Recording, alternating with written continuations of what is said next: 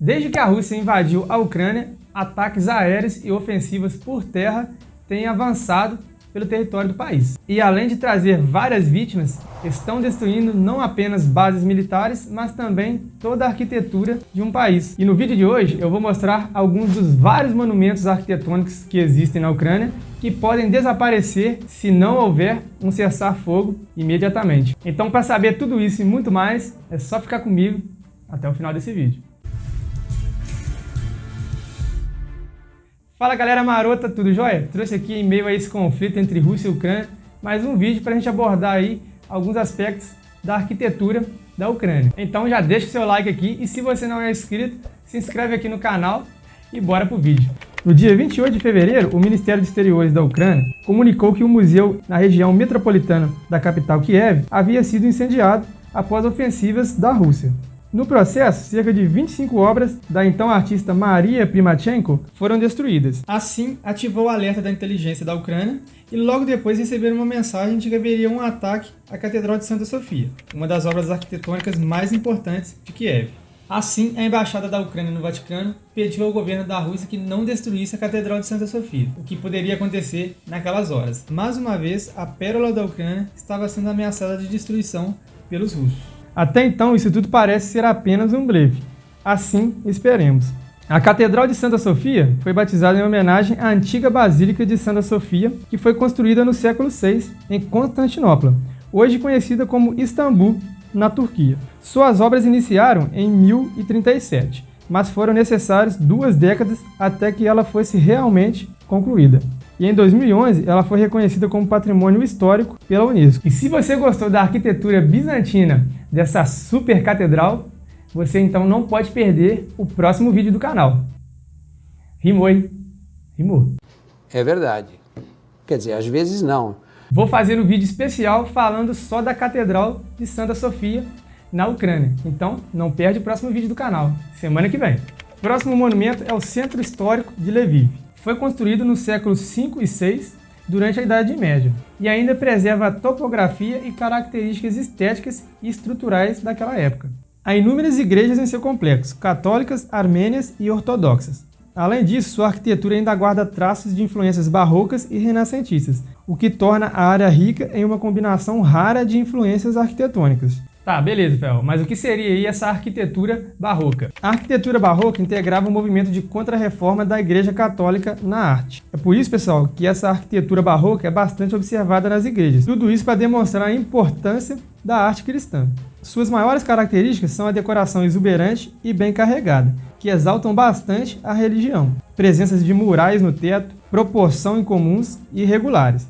Existência de abóbadas, arcos e também colunas. O uso do dourado também é bem recorrente. E efeitos teatrais e cenográficos também são recorrentes nessa arquitetura, além aí do jogo de luz e sombra. Já a arquitetura renascentista materializou-se nos séculos XIV e XVI, com os princípios da proporção, simetria e regularidade nas suas formas, inspirada aí na arquitetura clássica greco-romana, ao contrário do que a gente via aí no barroco, com bastante irregularidade nas suas formas arquitetônicas. Tudo isso aí marcava esse estilo arquitetônico do Renascimento.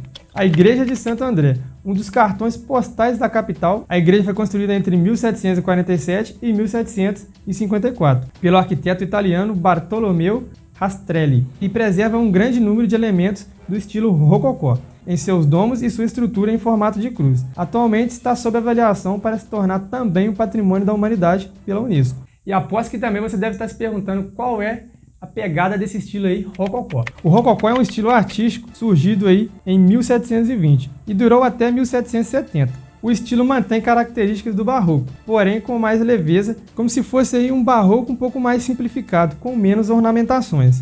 O Mosteiro de São Miguel das Cúpulas Douradas. Já destruído pelos soviéticos em 1930, o mosteiro foi reconstruído após a independência da Ucrânia, em 1991, com o fim da União Soviética. Mas então o príncipe de Kiev, Sviatopolk II, decidiu construir uma igreja maior em pedra. Assim, os soviéticos desconsideraram a catedral, pelo fato dos princípios soviéticos não aderirem a nenhuma religião, promovendo o ateísmo em todas as suas formas. E pessoal, eu não sei qual arquitetura é mais bonita, se essa da Igreja da Catedral de Santa Sofia ou se essa aí do Mosteiro de São Miguel das Cúpulas Douradas.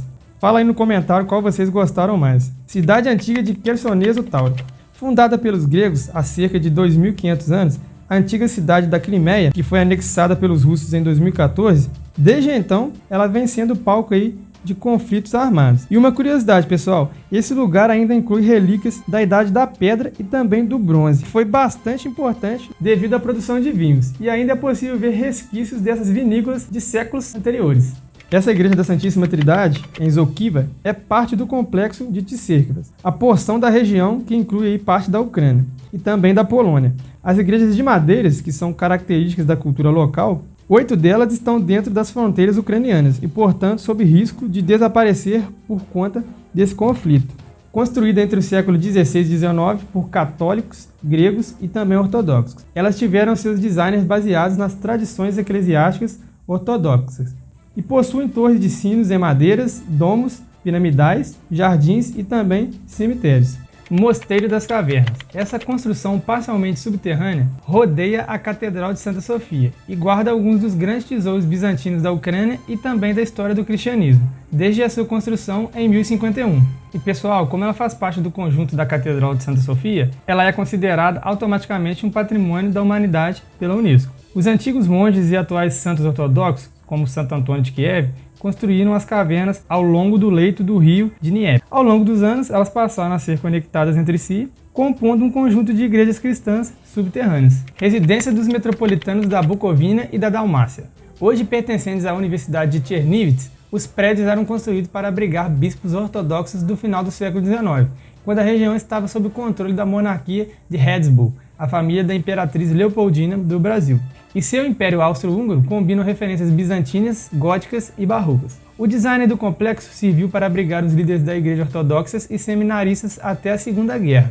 No entanto, azulejos e outras peças estruturais foram importadas da Áustria. Ela representa uma magistral sinergia de estilos arquitetônicos. Construída pelo arquiteto tcheco Josef Lavík, de 1864 a 1882, é um complexo que expressa as influências do período bizantino. Inclui um monastério e também um seminário, além de possuir um belo jardim com características românticas. Complexo do Monumento Mãe Pátria e Museu Nacional da Segunda Guerra. Esse complexo pode ser considerado um imenso parque verde. Ele possui 10 hectares e por ele está espalhado várias atrações, como o monumento, o museu e também o memorial. Dali se tem uma das mais belas vistas da capital, Kiev. O Monumento Mãe Pátria. Essa estátua monumental celebra a vitória da União Soviética sobre a Alemanha nazista na Segunda Guerra Mundial. Ela mede cerca de 102 metros de altura, uma das maiores do mundo, toda feita em aço inoxidável, e pesa cerca de 650 toneladas. Museu Nacional da Segunda Guerra.